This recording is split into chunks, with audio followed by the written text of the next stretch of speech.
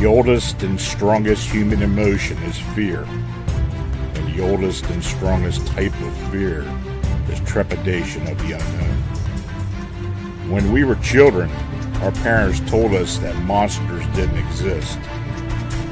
But we were sure that something was lurking under the bed or in the closet. Fear sees, even if our eyes are closed. Welcome to the realm of the arcane. My name is Lon Strickler. Join me as I examine unexplained creatures, strange manifestations, and remarkable realities. Imagine this next hour as a voyage of discovery to strange lands, seeking not for new territory, but for new knowledge of the supernatural. Come on board as we begin this adventure together.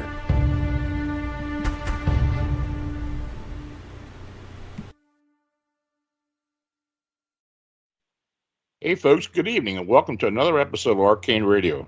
I'm your host, Lon Strickler, and I thank you for joining me here on the Paranormal King Radio Network. Now, before I introduce my guest, I just want to mention that the past 3 or 4 weeks we've been receiving a fair amount of winged humanoid sightings in northern Illinois and southern Wisconsin. So, I think it's been about 4 of them altogether in that amount of time. So we're going to see if this picks up again this year. Now, we kind of had a lull back in 2018 after the 2017 flap. But all indications are that something's stirring out there again. So we'll have to wait and see what happens. And when it does, we will let you know. So let's get started. Tonight's guest is the king of YouTube horror, Dark Waters. Now, Dark Waters burst onto the paranormal community in 2015 with his unique storytelling abilities. Hailing from New Orleans, Louisiana, a paranormal hotspot, Dark Waters' down-home southern vernacular combined with his smooth voice and outgoing personality quickly made him a household name. Now, Dark Waters' unique, high-quality audio content mentally takes you to the scene of the paranormal encounter and safely allows you to relive every breathtaking moment. Dark Waters maintains a massive library of true encounters by making himself publicly available, taking up to 30 phone calls per week. His website can be found at iamdarkwaters.com. So, DW, thanks for joining me. What's been going on, Lon? How you been, my friend? I've been busy. I've been sick, actually, but beyond that, I've been busy trying to get a book written and, with the blog and all the other things going on. It's been busy around here. Well, no, that busy is good. Busy is good. And before we get started, again, I'd like to always thank you because you've always been, from the beginning, one of the earliest supporters of the Dark Waters brand. So I appreciate you, and I honor you for helping me get the ball rolling. I mean, you were one of the first guys to actually jump on board with me. So I just wanted to publicly say thank you, like I always do. Oh, it's much appreciated. So what's been going on in your neck of the woods? What's you've had kind of reports you've been receiving? Man, I've been getting all kinds of stuff. From DMT Dogman encounters to Goatman in Brazil to shadow people, demons. It's I get stuff from all over the boards. It really boils down to people are starting to see more and more strange things. At first, I thought it was a proliferation of people kind of making things up, and I was getting so many phone calls. I was like, well, maybe people listen to YouTube shows and deciding that they want to be a part of the show, because that's one of the things that I've experienced is that someone wants to kind of get some kind of critical acclaim or fame by coming on with like a great story and then launch their own career. I thought that's what it was, but then I started getting more and more phone calls from people, and they don't want, their stories necessarily told. They just want a listening ear, someone that they know will listen to them and not judge them. So we got a lot of strange things going on right now all around the world. And it's kind of scary to me. I know that most people listening in the audience, they don't really understand the dynamics of it and how it all works. It's one thing to kind of participate from, like a fan in the stands at a basketball game, right? And watch the game being played and listen to the audio in your car and But it's another thing when you're on the court and like LeBron James is jumping over you, dunking on you. You know what I'm saying? And it's kind of gets scary once you're on the court and on the playing field, and people are calling you, telling you demonic encounters after demonic encounter after demonic encounter, and it's crazy. But then on the other end, I've been having some very, very, and I'll share this with you. I've never told anybody this, but I've been having some very, very great, positive, godly encounters to the point to where it's amazing. I mean, it really, really is. So we can get into both sides of the coin. We can get into the kind of the darker side and then the light side, because I think I need to start sharing a lot more of the lighter side of things as well, because I don't want to just like glorify the bad things, you know? Oh, I agree with you. I mean, I understand that completely. I mean, that's something that I've gone through as well. I mean, you know, when you've got to go out there and help people out, and there is some satisfaction to that. And as you do that, it kind of comes back on you. So I completely understand that, and I'm be glad to hear that. Well, I'll tell you like this. I got to tell a little bit of my personal business to get into it. So going back last year, beginning of the year, I was in like this state of change and flux. I needed to move, get a new place to live. The lady that I was renting a house from, her and I relationship was like a mother and son relationship. But she was getting older. She started getting dementia. And her kids started coming in and kind of taking over stuff. I didn't really have good relationships with her kids. And so it started this flux of, was she going to sell the house or was she going to keep the house? So it went back and forth. I'm going to sell it. I'm going to keep it. I'm going to sell it. I'm going to keep it. I offered to buy it. She didn't want to sell it to me, right? So we went back and forth, back and forth, back and forth. Simultaneously, at the same time, I was having very, very dark encounters in the house, like stuff climbing in the bed with me, a 12-foot tall shadow man, like literally walking out of my son's room down the hallway that I witnessed and watched laying on a bed, you know, with both eyes. It wasn't like it was out the corner of my eye. And that whole phase of turmoil in my life caused me to really start praying a lot more. So, and this is a long story short, but I'm going to keep the long story long. We got time. So I go into praying more and more and more and more, right? And we're talking about, I'm doing radio shows at my desk, and the meters, which are on the computer, like the digital soundboard, are moving while I'm on the interview. Like I'm literally sitting there watching the meters go up and down, up and down, up and down while I'm doing these interviews. And I'm freaking out because I'm like, man, what's moving these meters? I mean, just imagine your soundboard that's in front of any producer, anybody who's seen a soundboard. Imagine a volume meter going up and down, up and down, up and down, but my volume is not fluctuating while I'm on air with the individual that I'm talking to. It's just going up and down in front of me like something's messing with me. I had, sitting in that same room, I had drops of water fall from the ceiling where there was no water leak, where the liquid falls on my arm. So like crazy stuff is really, really happening. So far, so much so to the point to where I build an altar to God in my house and I have my Bible on the altar. It gets crazy. So I go through my prayers. I start praying over and over and over and over and over again, really, really getting heavy into my prayer life. And then out of the blue line, this phone number calls me. Actually, the phone number just called just now when we first started the line. It's a 337 number. I get a phone call from this number, and it's this preacher that's just talking. And he's like, you know, the Lord is telling me that you're in a change, a time of flux and change, and he wants you to know prophetically that your life is fine. He's got to show you some things in order for you to go to the next level. And I'm like, how in the hell did this, it's like a voice record. It's not an individual, but it's a record. I'm like, well, how did this get my number? Right. So I'm curious. So it's like, press 1 if you want to hear more. So I'm like, you damn right. I press 1. Boop. And I listen a little bit long, and I'm like, that was weird. So it's about 15 seconds long, and I hang up, right? Everything starts going down with the house with the lady I was living in, and I have to move extremely fast. I'm talking about like within 4 or 5 days, I have to move. Wow. And I'm stressing out over it. I'm like, this is ridiculous, you know? And I'm like, I got to come up with all this money. And I think I ended up having to come up with like something like $13,000. It was ridiculous to get everything arranged and moved and simultaneously paying tuition because the school year is doing all kind of crazy stuff, right?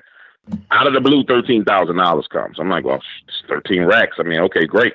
Spend it, move, bam, everything is settled. And I'm like, all right, I continue to pray. Then more stuff starts happening. And every time something negative was coming, this phone call would happen. And it would ring, and it would be this guy just talking. The next phone call was like, well, God wants you to know that he's aware of your financial situation because you just spent a lot of money unexpectedly. And there's no way, I never talked to this voicemail line. I want you to understand, if you can only listen. And it says, you know, you spent a lot of money unexpectedly and you're worried about money. God wants you to know that he's taking care of you since you were a child. Don't worry about it. Keep on moving forward. And I don't know if it was plowing forward or sowing forward or whatever. It was keep moving forward. Click, I hang up the phone, right? I'm like, that's weird. Super weird. And keep on, but I'm not worried about it. Keep on moving forward. Then it rings again, and I'm in the middle of working a deal with a TV network called Binge TV to do video distribution through Roku and Google Fire Stick and all. Like, it's supposed to be like 1,000 distribution channels where my content will be on all these channels. I talked to the people for like about a week or so. We're going back and forth. I'm ready to do the deal. Phone rings. It's a number. It says, there's someone coming after you with a contract and they want to get you to sign a document and it's going to hurt you. Don't sign the document. I'm like, whoa. I'm like, whoa. But you got to hear the rest of it, Lon. So I'm like, all right. I go and I have this ritual that I do every morning. I get up, I have a cup of coffee. I read my Bible. I smoke cigars. I have to do this because this keeps the bad stuff from around me. And so I'm smoking my cigar and I said, well, God, I said, I guess I need to start asking you questions because this is getting out of hand. I said, so why is this, why is this number calling me? And is this true? Don't hear nothing. And normally when I hear a voice in the back of my mind, I know that's God speaking to me. I don't hear nothing. I'm just finished smoking my cigar, going about my business. I get an email that night, late that night, like 11 o'clock. And it says, it's from the lady who owns the network. And she says, well, we're going to no longer be doing audio content. The only way you could work with us is if you were to create all video content. Now, prior to that, the deal was you had to put up like $5,000 for the distribution agreement, but everything was based on you can do video and audio. My content is 90% audio.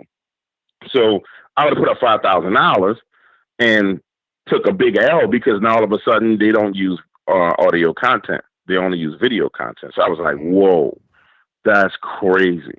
And it goes on and on. And it's every time. Like when we get off the phone, I'm going to call the number back just to see what it has to say because it's every time it does that. And I think that's amazing because it's one thing for people to call me with, negative encounters, but it's another thing when you getting like God on the main line telling you, hey, don't worry about this. Hey, don't do this. Hey, don't do that. And when I tell you, I never asked this number to call. I don't know how this number started calling me, why this number started calling me. And I just said, you know what? I'm just going to let it go and let it happen. So that's been one of the more positive things that's been going on. And then I've had people call me with angel encounters, which there's some major, some really, really beautiful stories of people who've had angelic encounters. One that comes to mind is she's at the dark room because we get high blood pressure, you have headaches and all the rest of it. So we sit in the dark room. She's like, oh my God, this is so amazing. And we just kind of talking and walks the nurse. The nurse is pregnant. And she's saying, she says, what's that you guys listen to? So my sister's like, well, that's my brother and he's Dark Waters and he does this. So there's this long kind of conversation about how I got started, why I do it, bada bing, bada boom. Nurse leaves, comes back with a thing of water, and she says, well, I want to tell you one of my stories. She's like, do you only do scary stories? I said, I do all kinds of stories. So she goes into how just 3 days prior to that, she was riding in a car. She was headed to work, and she works on Williams Boulevard in New Orleans, which is where this hospital was. And basically, when you're coming in to New Orleans from like Baton Rouge or from or anywhere like Mississippi or Texas, you got to come this way. So anybody who's driven in New Orleans, you've seen the sign for Williams Boulevard. Well, she's coming into work, driving down the street, and there's this intersection where you kind of cross under the bridge. You got to get off the interstate, then cross under a bridge and go straight down. So she's crossing under the bridge, and the light is green. She sees the light green. She knows the light's green. She reaches down and grabs her phone. And after she grabs her phone, she kind of hits the gas and looks up. The light is now yellow, and it quickly turns red.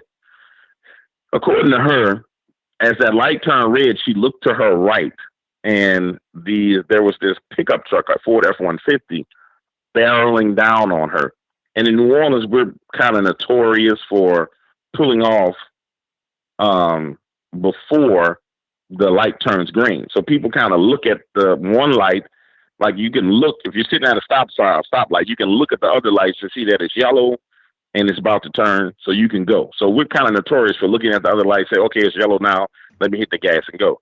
So clearly that's what the other driver was doing. So she goes forward. This truck is barreling down on her. She hits the gas on her car to try and speed up, and the car starts to stall. And she says, James, I tell you, my car never stalls. She said it never does anything crazy like that. It's kind of jolting and shaking and stalling. And she says, somehow that truck moved right in front of my car. And I was like, well, what do you mean moved right in front of your car? She's like, it was barreling down on my passenger side door. She's like, I didn't go forward. I didn't go in reverse, but somehow that truck passed right in front of the bumper. I'm like, well, that's not really paranormal. It should have swerved. It could have swerved. She's like, no, it was too close to swerve. And I was like, what do you mean it was too close to swerve? She says, no way he could have cut his wheel and went around me because he was already on me. So she kind of draws a drawing of how she's in the right lane closer to the traffic. And she's like, closer to the intersection where they're coming. She's like, there's no way he could have swerved. There was no room for him to swerve. And when I'm leaving the hospital that evening, I go back that route and I realize she's right. The way the curve is set up and the way there's this little structure there, there's no way that this guy could have swerved. She's like, somehow he passed right in front of me. And I was like, whoa. And she was like, I believe that was an angel that was looking out for me and protected me. I said, well, did you see anything that led you to believe that it was an angel? And she was like, well, when I got to work and I got into the emergency room and I was walking through the emergency room entrance, I looked down this kind of dark corridor where they were doing construction work. And she said, I saw this big, bright, white ball of light. And she said that out of the ball of light, she could see that it had like 2 legs and 2 arms. She said, I couldn't see a face, but it was a ball of light with legs and arms. And it was just there. And I was like, well, that's enough to make me believe that it was an angelic encounter. And so we are having people share these kind of stories all the time. I mean, I really am having people share those kind of stories all the time, which is great, Lon, because I really want to move away a little bit from the darker side of things. Yeah. Because what I've discovered is the more I talk about the dark side, the more it actually is attracted to me. Well, that happens. I mean, yeah, I agree with that. You know, and that's a scary thing, you know? Oh, yeah. I mean, I get all kinds of crazy stuff. You know that, too. And, I sometimes wonder if that kind of rubs off at some point. There have been times when I've experienced somewhat of what people I'm working with will have, and but that I believe deeply in angels. I'm very spiritual as far as that goes, and I also believe being very positive and the law of attraction work hand in hand. And I think what you're experiencing in particular is just not an accident. So no, I know it's not an accident. I can tell you for sure it's not an accident. And I can tell you because, and I mean, let's just make a little bit more personal stuff. So while all that other stuff I was telling you was going on, I have a business partner. Like most people don't know this about me, but I own an insurance company. I run the Dark Waters brand. I have part ownership in a real estate brokerage company. And we just started back up our construction company. Mm-hmm. So my business partner in the real estate business, I didn't know it was getting as bad as it was, but he was kind of complaining about us losing commissions. He kept on saying, man, I don't know what's going on, but we losing commissions. And I'm like, well, what do you mean? He's like, we just keep losing deals. Normally, when he and I are on the same page, we kind of have the golden touch, and there's really nothing that you can do to stop it. So finally, I kind of go over and I sit down with them. We start looking at the numbers. Well, over a 4-month span, we lost $90,000 worth of commissions. Right. Deal after deal after deal was falling through. So he's getting angry with God and upset and saying, God, why'd you do this to me? And, kind of spazzing out. And we discovered that one of his employees had taken a book out of our office. It was the 5th and 6th books of Moses. I don't know if you're familiar with that book. Very familiar with it. So she had taken the 5th and 6th book of Moses, and she was actually using his book to do spells and whatever the hell she was doing with it, right? Absolutely. So it all comes out because it all comes out this way. There's a very, very powerful voodoo priestess down here named Sally Ann Glassman. Really, really sweet lady. I mean, cool as they come. Well, this young lady goes to Miss Sally for help about, what was going on with her. So, she tells Miss Sally what was going on, and she kind of had the book, and she opened up some things that she shouldn't. And anybody who has that book knows that dead smack in the center of that book, there is a number of seals, about 6 seals, maybe 5 seals, that are purely 100% demonic. I mean, it's dead smack in the center of the book. Those are a no-go zone, purely demonic seals. Some of the other stuff is angels' names. There's some ones in the back that are like Baal worship, where people used to sacrifice babies to Baal. But for the most part, those middle ones are bad juju, right? So, of course, she gets the book. She goes to the middle ones. She gets all screwed up, and she goes to Miss Sally. Now, Miss Sally and I are cool because in one of our other businesses that pretty much failed, we had a credit card processing company. But she's one of our only clients in our credit card processing company where we process her transactions. So she goes to Miss Sally. She's talking about where she got the book from. Miss Sally knows us. She calls and she says, hey, you guys need to come over here and talk to me. I'm like, what's up, Miss Sally? She's like, well, did you know that she had this book? And we were like, no, she couldn't possibly have the book. And it's like, no, she has the book. She brought the book in it with my business partner's name written in it. And so we like, holy crap. Like, how the hell did she get it? We go back to the office, look, it's missing. Okay, so this chick has the book. After all this transpires, she finally comes forward, the young lady, and admits that she took it and starts telling us everything that she did. So her thing was she wanted to have more money and more power. So she called herself doing a rituals with one of the demonic forces to get money and power. The problem was she was getting a little bit of money, but all the backlash was coming back on our business because it was my business partner's book. So now we're dealing with all that. And I'm telling you the story to kind of tell you about what's going on with him and how God actually helped us with him. So he goes through this phase where we lost all his commission. And on the other end, we realized that, man, we really have to get rid of this. So I talked to Kenneth Deal. I don't know if you know Kenneth and Farrah Deal, the demonologist. And Kenneth's like, well, Jay, you kind of need to do a bunch of praying. And I was like, well, I pray every day. He's like, no, but you got to specifically do prayers for this because there really is no way of knowing exactly what this girl did. She might not be telling you guys the truth. She could be demonized. It could be anything. So we go through 21 days of prayer in order to kind of break this curse that this girl had put out there, trying to, gain wealth and gain power. After the 21 days, the deals start coming back, the commissions start coming back slowly, but there's still some effect on the business from it because we still have some falling through. Prior to this, we had like an 85% close rate. For that time period, it went down to 0. Now it's probably at about 65% of our deals are closing. And I say that to say, number one, for people listening, stay away from that stuff. Number two, prayer actually works to protect you and defend you. You know what I'm saying? It's seductive. Yeah, you're right. Yeah. But stay away from it, in particular, the 5th and 6th book of Moses, I mean, if you don't understand it, don't mess with it. And, the Kabbalah is based in that book. There's, a lot of the stylized Creole religions are are based on a lot what's in the fifth and sixth book of Moses as well. So yeah, you're right. It has the sigils and the seals, markers and seals in there. Yeah, you start throwing those around, you're going to get yourself in a bind. So I can definitely understand and what you were going through with that. It's good she got a hold of you. Yeah, well, she's cool, good people. She's good people. And I've had people say, "Well, man, you're a Christian and she's a witch, and how do you, how can you?" I'm saying, "No, man, I associate with all kinds of people. I mean, just because a person chooses a certain path, that's their path. That's not my path. I'm not going to mistreat someone because of their path.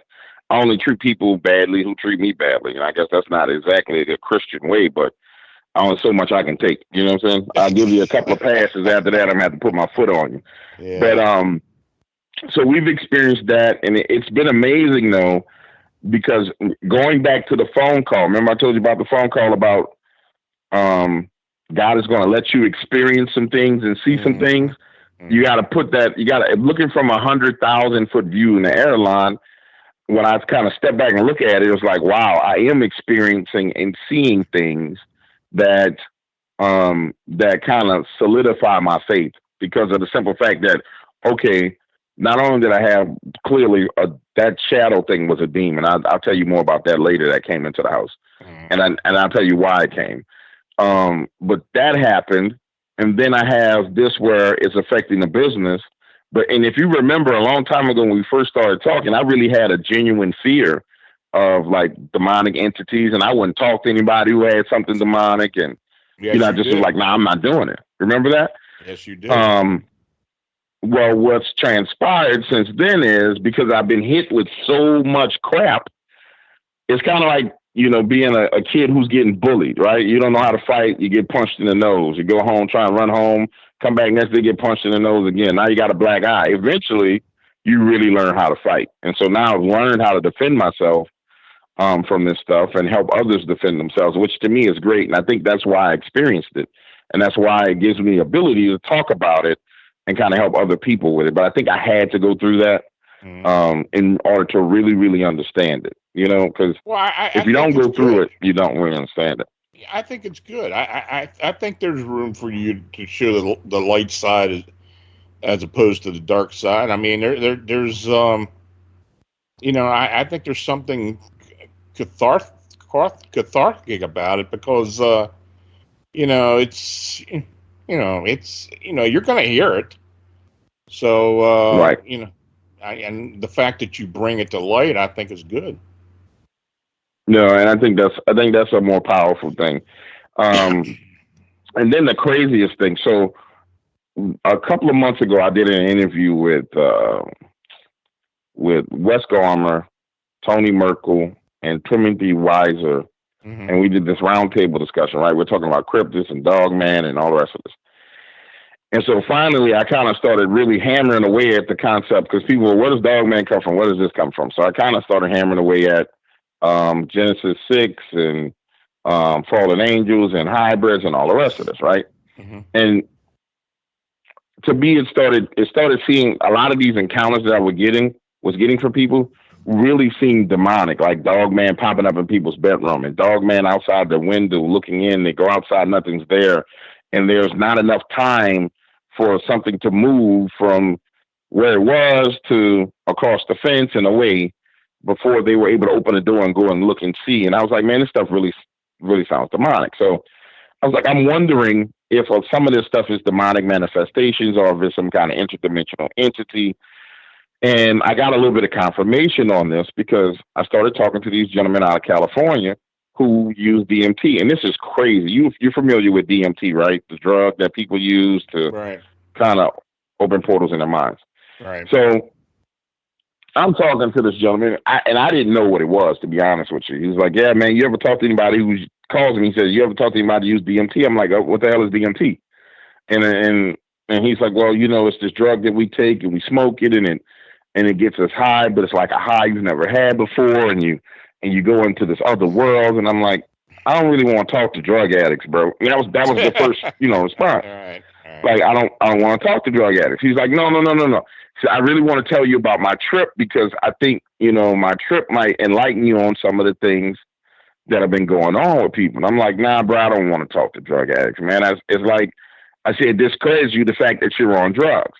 He's like, well, look, do some research on DMT and then call me back if you're interested in the story. I was kind of rude too. That's unlike me to really be rude, but it's just like, dog, I don't want to talk to a drug addict. So days pass and I'm like, well, let me look into this DMT. So I started Googling it and I started researching it. And I'm like, oh, okay. So, people in Silicon Valley are using DMT. And then I started finding about ayahuasca and these retreats where people are seeing things. And then I was like, well, let me see what this guy's talking about, because this is supposed to open up a portal in your mind to where you can see the other dimensions that are there. And I'm like, all right, well, let's find out what the guy's talking about. So I call him back, and now he doesn't want to talk. So I'm like, all right, well, cool. I'm like, listen, bro, call me whenever you want to. I'm interested in hearing your story. This dude calls me while me and my girlfriend are having dinner. And he's like, man, I got an hour to talk, and I want to tell you the story. Take it or leave it. So I tell her, I said, listen, let me listen to this guy's story, babe.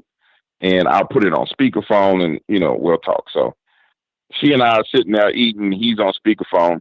And I'm like, all right, man, tell me about kind of your trip. And so he goes into it and he's like, man, it started off pretty cool. He was like, I was on the sofa and I smoked it, kind of laid back. And he's like, once you smoke this stuff, he's like, your arms get heavy. You barely feel like you can move. And he said the room started kind of twisting and spinning, and I saw the brightest, most beautiful colors I've ever seen in my life. And he says, but then it started getting real weird because I found myself inside this forest. And he said it was a blue forest. And I was like, what you mean a blue forest? Like the ground was blue? He's like, no, the trees were blue. And he's like, but it wasn't like I was on the ground. He's like, I was looking down at myself from being in the air. And like I was above myself looking down at myself in the forest.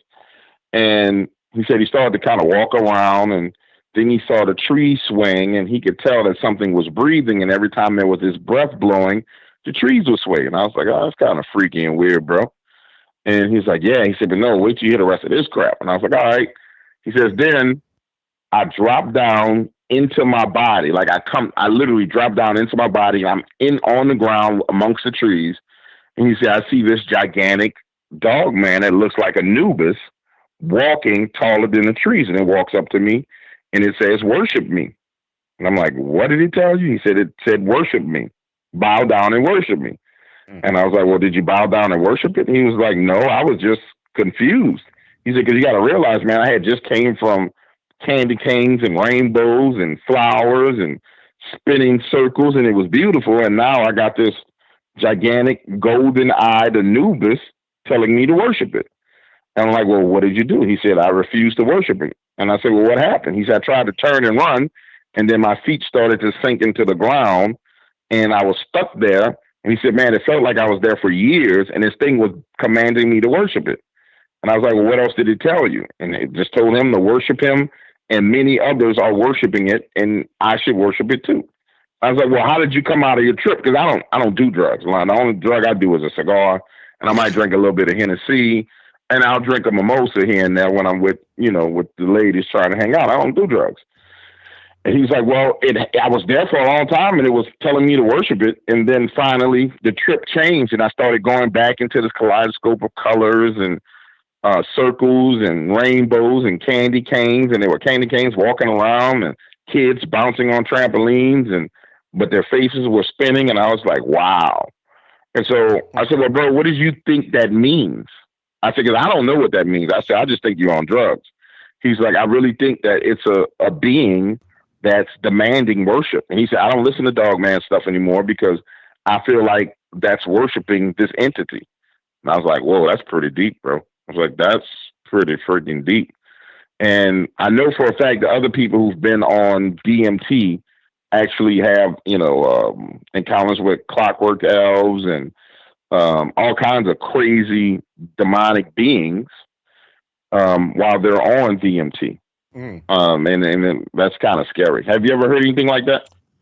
Yeah, I've read a couple of accounts with people that have used DMT. It's,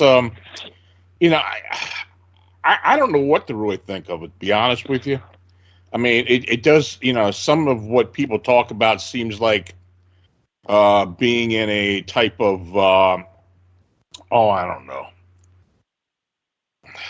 some type of deep hallucinatory state, but I guess it reacts different to everybody.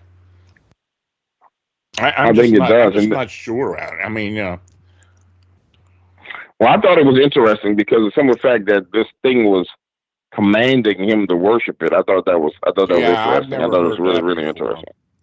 And the reason why. Go ahead. I'm sorry. No, go ahead.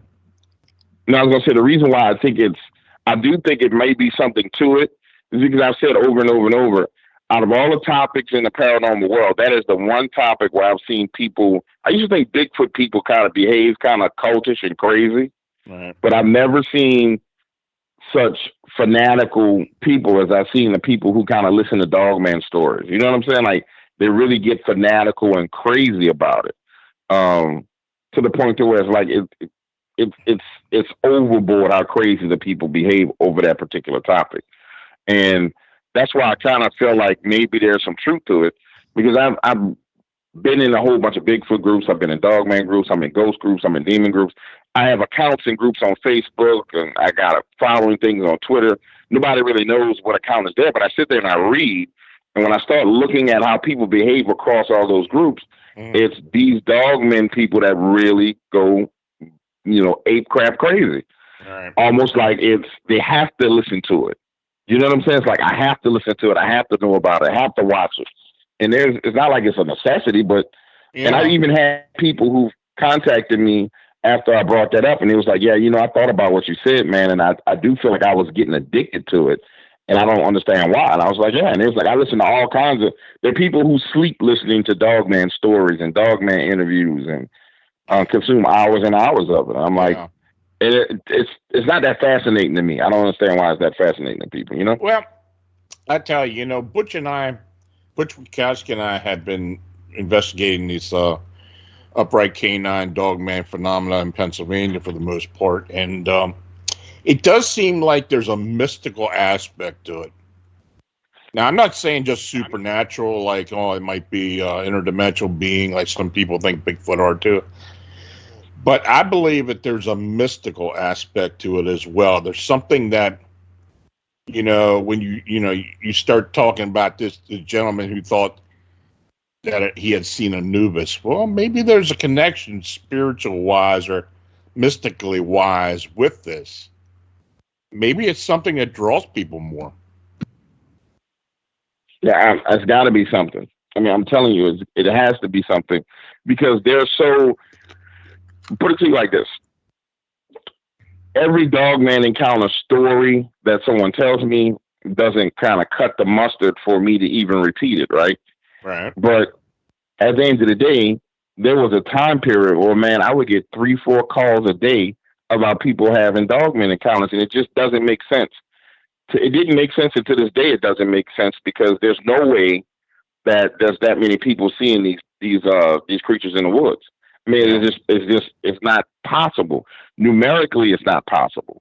So to me, that's when I shied away from it a lot, because then I said, well, this is kind of getting oversaturated. And then it kind of took off and went in the creepypasta direction, where people were kind of just making up crap. And what I've come to understand is that people are taking things that are not factually true, and they're passing it off as truth. And then that gets repeated and parroted over and over. And now the water kind of gets murky and muddy, and you don't know what the hell a person actually saw. I've had people repeat back to me stuff that I've said and be like, well, this is this. And I'm like, yeah, I know. I'm the one who told people about that. So I do think there's got to be something to it. And I think there's a spiritual aspect to that that kind of makes it a lot more attractive to people. You know what I'm saying? Which to me, it's like a lot of other things. I mean, I think that it gets saturated to a point where people may also start manifesting these things through the thought form. I deeply believe that. You hear people talk about the Slender Man phenomena and things like that, and it's got to be a being that is self-manifested, just like a poltergeist. It's a self-manifested entity. I mean, this very well could be the same phenomena. No, I think it may be. I think it may be because I think it's kind of taken off and went in a direction where you have so many people focused on it and so much Yeah, energy being put into it yeah. that I really believe that that's where it's getting to. It may I'm very not saying that well. they don't have physical creatures in the woods because I've seen prints and I've Yeah, seen a couple of videos that actually look like something that really look like an upright walking canine. But for the most part, there is no real good evidence. The people that I know that evidence was taken from them really, really quickly. I right. mean, real quickly, which was crazy. Um, and I've seen prints, but as far as like, if you, for example, you go and look for Bigfoot evidence, there's YouTube channels like with the guy Thinker Thumper who has evidence of, there's one where there's a Bigfoot in a car camera. I Mm, mean, in the rear view camera of a car, you can see it chasing the car. mm. There's evidence where you can see them throwing trees in Russia. Like you see the whole tree come up out of the ground and it's thrown. You can follow the trajectory of the tree. You can see everything. There's the Patterson Gimlin film when it comes to Bigfoot. There's overwhelming evidence of Bigfoot. Why is there no real overwhelming evidence of Dogman at this point in time? That's public. You know Yeah, what I'm saying? Like yeah. real evidence. Well, And that's what's starting them. I absolutely. I mean, Butch and I both acknowledge that a lot of these sightings that we have received over the years may very well be, may very well have a deep supernatural thing to it. I mean, it's even the description that the people give, the witnesses give of it having a type of a sheen to it or a spooky look to it, like it's kind of half real and half spiritual, and things like that. So yeah, Yeah. I think there's something to that. Yeah, and so that's kind of where I stand on Dogman now, and I reserve the right to change my opinion. That's one of the things I think is crazy because people are like, you said this, or did you know? Yeah, I want everybody to know I reserve the right to change my opinion on anything at any point in time, and to change my mind at any point in time, which most people don't do. So that's kind of where I am on Dogman at this point because it's just getting way, way, way, way, way too weird for me. I mean, yeah. it's really getting weird. Well, Um, it's a phenomena that when you think about it, it's really hard to believe at some point. I mean, you're talking about a 8, 9, 10 foot bipedal wolf-like creature that looks like a werewolf that's just standing there looking at people.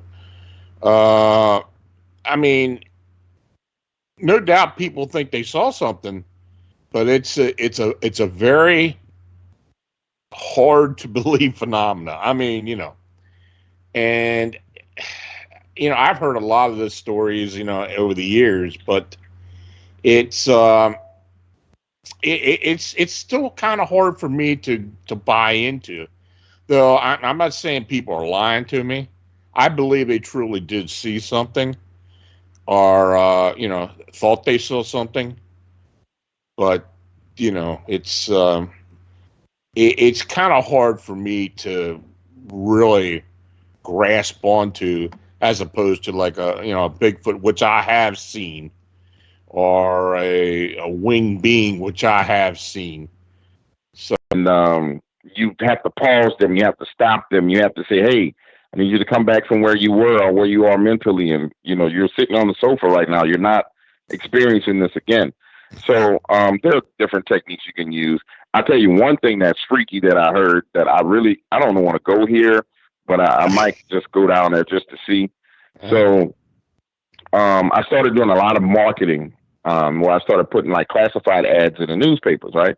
mhm. And I started giving like flyers out at truck stops. Like I just started doing all kind of stuff because I wanted to make sure I kept to the true to this tradition of what the Dark Waters brand is, which is regular people's stories that are calling me. And I wanted to move away from kind of the social media phone calls, which is kind of, to me, it's kind of like become poison fruit because everybody's listening to podcasts and everybody's kind of mixing up stories. So I just started marketing directly to people. So I went down to Houma and I started going to the boat docks and handing out flyers, and I put up a poster, right? You see anything strange and weird on the water, call me, I'm Dog Waters, and I'll pay you for the story. Boom, right? Man, I get a call from a guy, and this is so freaky because I've heard of stuff like this before, but I never really had a good story about it. And he says, hey man, you want to hear about this monster I saw what's it called, Bateman Lake? And I was like, a monster? And he's like, yeah. And I was like, well, sure. I listen to all kinds of stories. And he was like, well, you know what a lake is? I'm like, nah, I don't really have a clue. And he's like, well, look it up.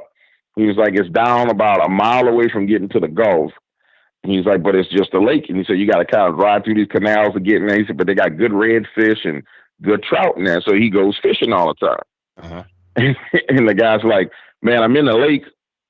He said, I got my trolling motor on, and I'm just casting my line out, and I'm reeling in fish. He said, and I noticed this disturbance on the other end of the lake working its way towards me.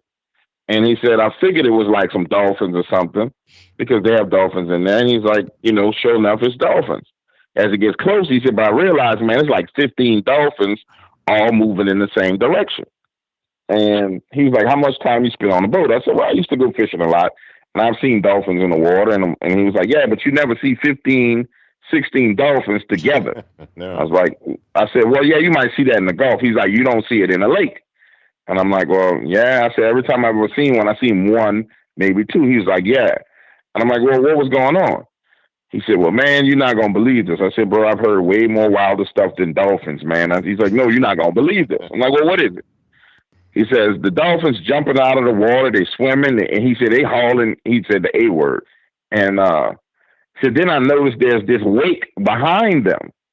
And I'm like, wake? And he was like, yeah, like a wake. He was like literally like, it looks like a boat's moving behind them, but ain't no boat. And he's exactly what he said, man, ain't no boat out there but me. I'm the only person on the lake. He's like, this thing, whatever this is moving.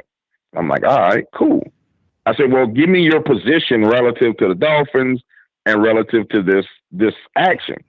He's like, well, it's like making a T to me. He said, I'm facing left to right, and it's coming straight at me.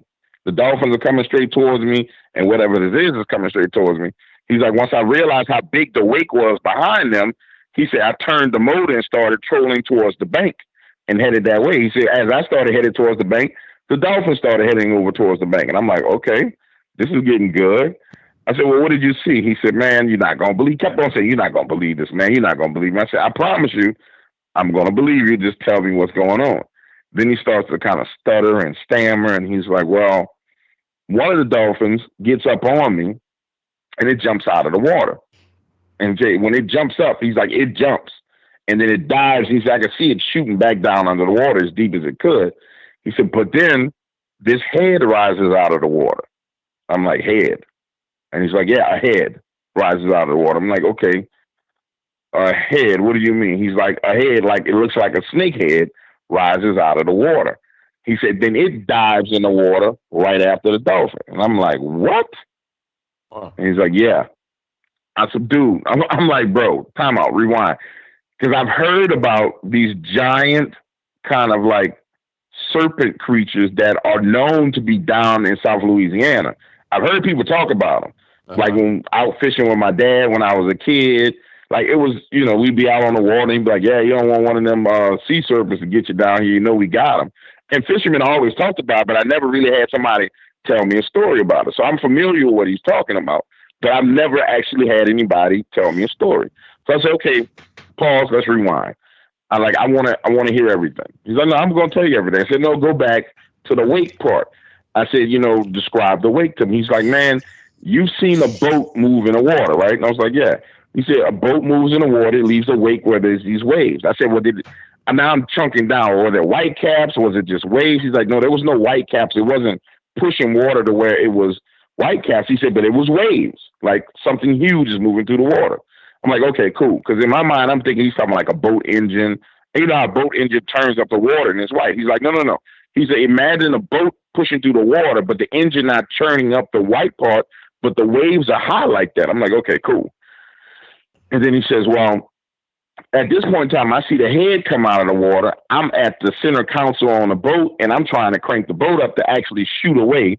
He says he gets the boat cranked up and he starts shooting away towards the bank, literally driving his boat up towards the bank. He's like, I was about to run the boat onto land just to get away. And he says, as I'm turning it to the right to go towards the bank, he says, I see another dolphin jump out of the water, and then something snaps at it. He's like, as it's coming out of the water, the tail's coming out of the water, something snaps at it. He said, I see the blood. He said, because there's there's blood in the water. He said, but I don't see if it bit the tail off or if it bit it or how did it happen. He said, but I saw it snapping at it out of the corner of my eye. And then I saw the blood. And I was like, bro, I would have peed in my pants, man. I said, I literally would have peed in my pants.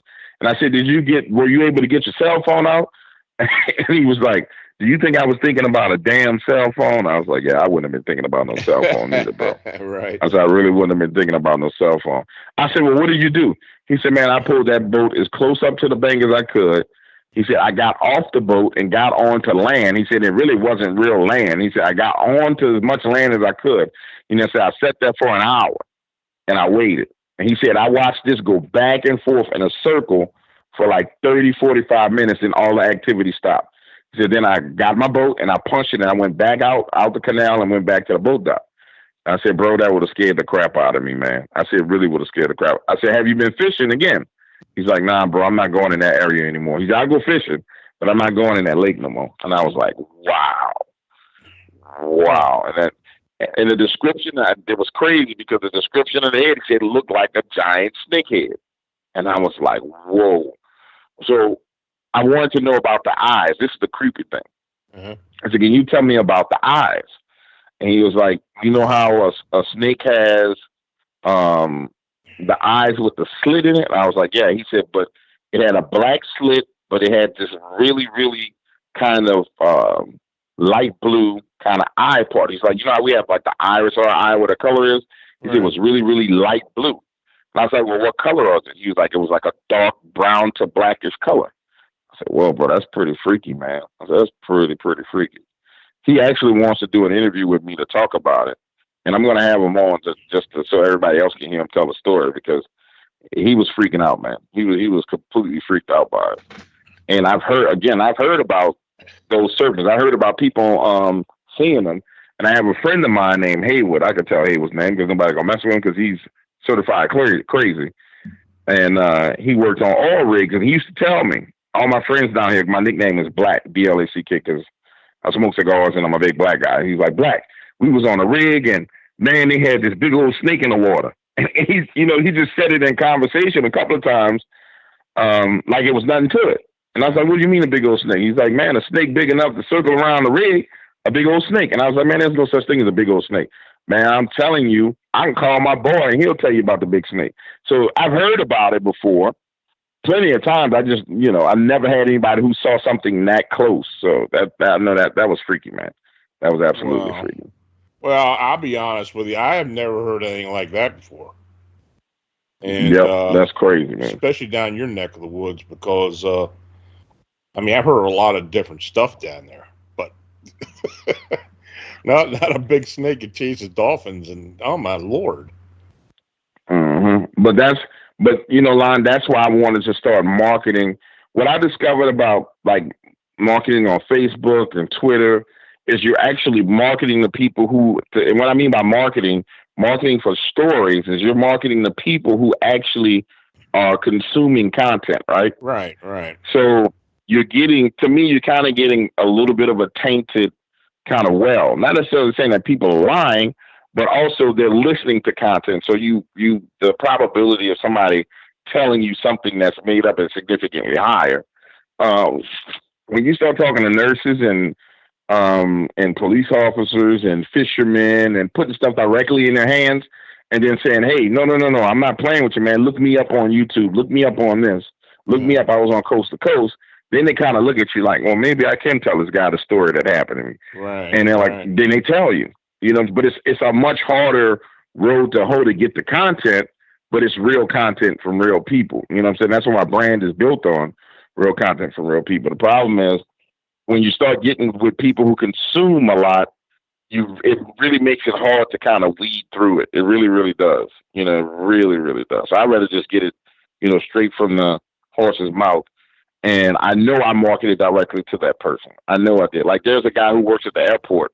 I was in the airport coming back from Dallas, and he handles, the guys that put the bags on the planes. And when you get off the plane, you'll deboard. And normally there's like one or two guys who are standing there when you're getting off the plane. They're not pilots. They just work at the bottom of the plane and fuel the plane or whatever. So I'm getting off the plane. I'm handing out my flyers. And guy says, hey, man, what's this? And I said, well, this is what I do. I'm a paranormal storyteller. You got any stories you ever want to tell? Just give me a call. And he kind of looks at me weird, and he's like, I got a couple of stories I wouldn't mind telling you about this airport. I'm like, well, okay, cool. Holler at me about the airport, and I go on about my business. That night he calls me and talks about being on the, I guess it's the tarmac where you stand on the plane, where you walk around. And at New Orleans Airport, late at night, and seeing UFOs. And he was like, bro, do we see so many UFOs out here? He's like, it's ridiculous. And I was like, what do you mean? He said, you don't realize it's dark out here. And I was like, you never really think about it. It's dark on that tarmac. It's not like they got a whole bunch of lights. It's dark. He's like, bro, we see all kinds of crap. He's like, the other day we saw a flying triangle, me and my boy. And I was like, call your boy. He's like, I can't call him right now, but I have him call. So he started telling me all these different UFO sightings they're having at New Orleans Airport. And I'm like, bro, that's dangerous, right? He's like, yeah, but they get out of the way. I was like, well, I've never seen a UFO when I'm, taking off at night. He's like, well, I've seen them. So it's really working out well to market that way to people, Well, I'm glad it is. How can people get a hold of you, DW? The easiest way to get a hold of me is to go to iamdarkwaters.com, which is the website. And there's a scrolling image with my phone number right there. And you could just call, and then I call people back. Sounds good. Well, you know what? I'm going to have to get you back on here soon. And we'll pick up where we left off here, okay? All right, sounds good, man. I thought we was going. We running out of time that quick. Yeah. So, hey, man, thanks again for being on the show. Oh, you're welcome, buddy. Good talking to you. And I'll be talking to you soon. Okay, bye-bye. Now, listeners can show their support for Arcane Radio by becoming a patron. Simply go to phantomsandmonsters.com and click the Podbean patron banner. I want to thank Quartz Park 1960 for becoming the newest patron. Arcane Radio also accepts direct donations. Now, if you have an unexplained encounter or sighting, feel free to contact me through Phantoms and Monsters blog site. I want to again thank Dark Waters for joining me this evening, and I want to thank you for listening to the show. Good night, and have a safe and happy weekend.